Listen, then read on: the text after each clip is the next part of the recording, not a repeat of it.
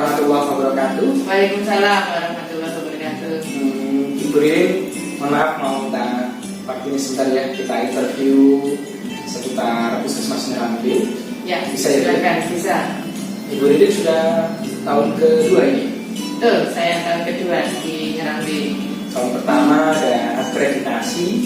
Ya, hasilnya utama. Tahun pertama luar biasa. Terus tahun kedua ini tahun 2020 ada zona integritas ya. Zona integritas. Mungkin saya ada teman-teman masih asingnya tentang zona integritas.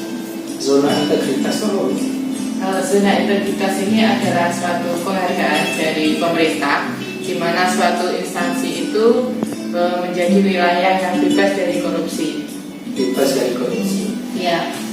Persiapannya gimana? Persiapan untuk Ngerambe, alhamdulillah ini teman-teman sudah mulai dari dokumen, sudah dipersiapkan penyusunan dokumen, kemudian dari kegiatan-kegiatan kita sudah siap. Kita punya 2 inovasi yang nanti menjadi andalan kita untuk menarik untuk digali dari inovasi. Tapi gini Bu, tentu saja Puskesmas Ngerambe tidak bisa sendirian kan dalam upaya mewujudkan kesehatan di masyarakat. Pasti ada yang digandeng, terutama mungkin lintas sektor dan lain sebagainya. Bagaimana upaya di dalam menggandeng dari lintas sektor tersebut? Untuk lintas sektor, alhamdulillah kita sudah sering berkoordinasi, berkomunikasi dengan lintas sektor.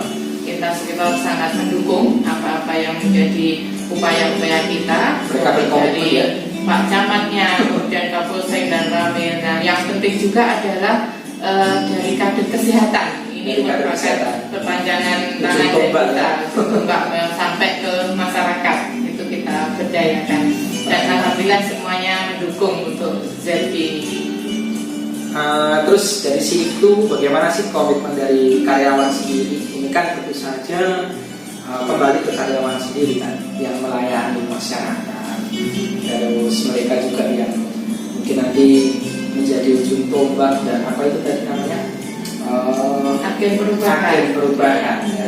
Bagaimana? Menarik sekali ya. Ya, untuk komitmen, alhamdulillah tiap tahun kita selalu memperbaharui dari komitmen karyawan, mulai dari pimpinan, manajemen sampai semua staf itu berkomitmen. Salah satunya adalah kita untuk tahun ini berkomitmen supaya Puskesmas Ngerambe bisa menjadi ZI dan menjadi wilayah bebas dari korupsi. Semuanya berkomitmen untuk kegiatan ini. Di dalam upaya pemilihan agen perubahan tentu saja itu ada apa ya? Kriteria di mana kita memilih dari manajemen, bukan saya sendiri tapi dari manajemen kita pilih dari lintas profesi, kita pilih jadi dalam satu ruangan, dalam satu profesi itu ada seorang sebagai agen perubahan. Nah, beliau inilah yang komitmennya sangat tinggi, disiplinnya juga bagus, yang bisa mengajak dari semua teman-temannya untuk lebih bagus lagi. Begitu dalam pelayanan, dalam bagaimana dia memanage waktu, dalam disiplin, itu akan semuanya diharapkan menjadi lebih bagus. Agen perubahan itu tadi ya? Iya. Terus ini tadi menarik ya apa yang telah disampaikan Ibu Ririn mengenai inovasi program untuk menuju zona integritas. Nah, saya ingin tahu.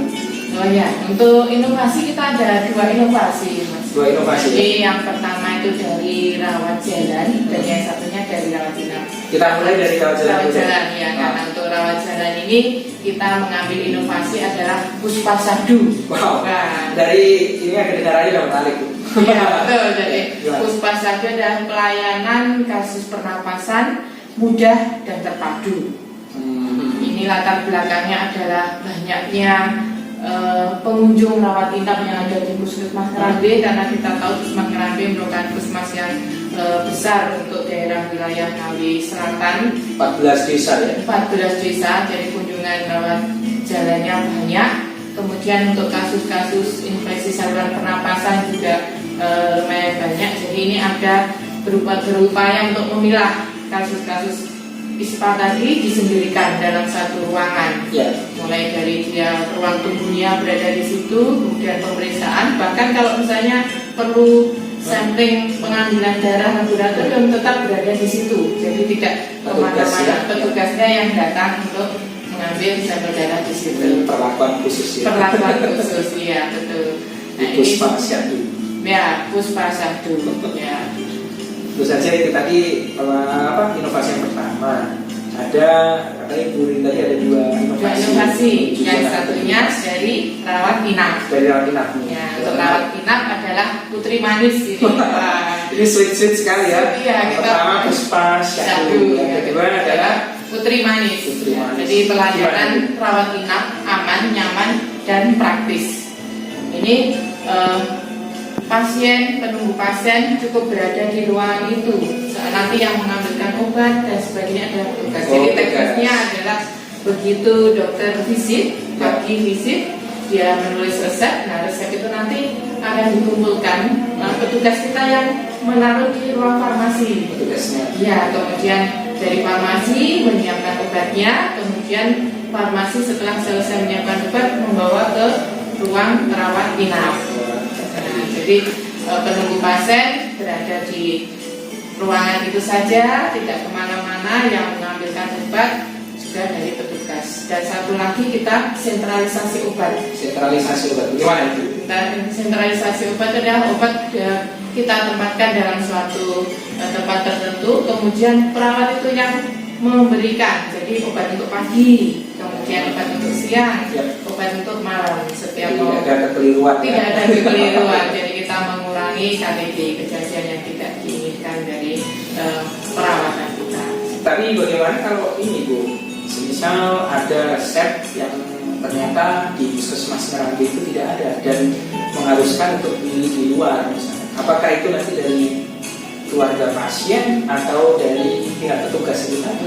Jadi kalau untuk seperti itu kita sangat berupaya agar semua obat yang kita tuliskan itu sesuai dengan apa yang berada di puskesmas. Jadi di ruang farmasi ini saya tekankan untuk menyediakan obat-obat yang benar-benar kita perlukan. Seperti itu. Jadi sangat jarang kita menulis obat yang di luar apa yang ada di kita. Jadi pasien akan nyaman, tidak bingung mencari kesana kemari, terutama untuk penunggu yang lansia, Mas. Nah, yang lansia perlu perlakuan khusus lagi. Khusus ya, karena mereka akses ke ruang farmasi juga memerlukan jalur yang sebenarnya belum bisa kita rekayasa. Akhirnya yang kita rekayasa adalah petugasnya yang tadi siap untuk membantu. Itu tadi, itu Putri Manisnya di situ. Ya. Luar biasa sekali Puskesmas Merambi ya, dalam upaya pengurangan kebutuhan kesehatannya. Jadi masyarakat sangat dilayani dengan baik. Terus tolak ukurnya bagaimana Ibu itu nanti? Untuk tolak ukurnya adalah nanti kita survei kepuasan dari pasien, jadi langsung kepada pasien bagaimana dengan adanya Putri Manis ini, apakah merasa terbantu, merasa puas dengan pelayanan kita. Jadi rekayasa itu ya? Tidak, itu nanti jawaban asli dari pengguna, jadi langsung pasien sama keluarganya. Good.